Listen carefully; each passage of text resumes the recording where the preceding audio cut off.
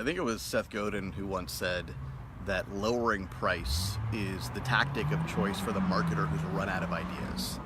In other words, when you really don't know what else to do, you don't know how to increase value proposition, you don't know how to stand out in the marketplace, you don't know how to differentiate your product or your service from what everyone else out there is selling, and you really just kind of run out of ideas. You don't really know what else to do to compete in the market. What do? You drop your price to compete.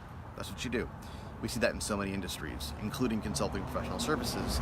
People drop their prices to try to win market share, but of course, that's a race to the bottom, because what happens is then your competitors drop their prices, and then you compete in this price slashing, never-ending vicious downward cycle to the bottom. Ultimately, everybody loses. Well, if that's true, then addressing price objections is for the seller who has run out of ideas. And I just got off a call with a client who's getting a lot of price resistance, price objections in his sales conversations.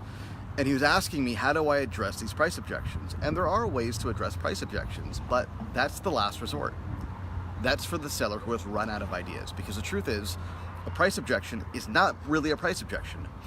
That's not the real objection. Money is never the real objection. And the proof of this is that if you ask the client or the prospect, if you are guaranteed to get results going through this process or working with us, would money be an issue? Would the price be an issue? And the answer is going to be no, it wouldn't be.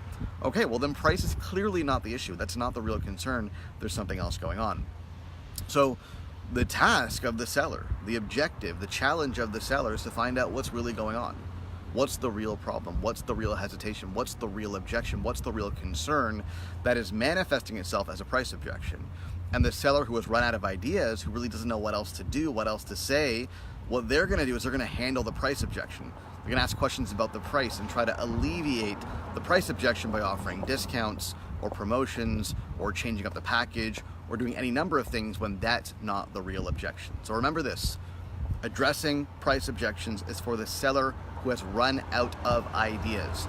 There's always something you can do before you address the price objection, because a price objection is not really a price objection. They're objecting to something else altogether. Your task as the seller is to find out what that is. Hope that helps.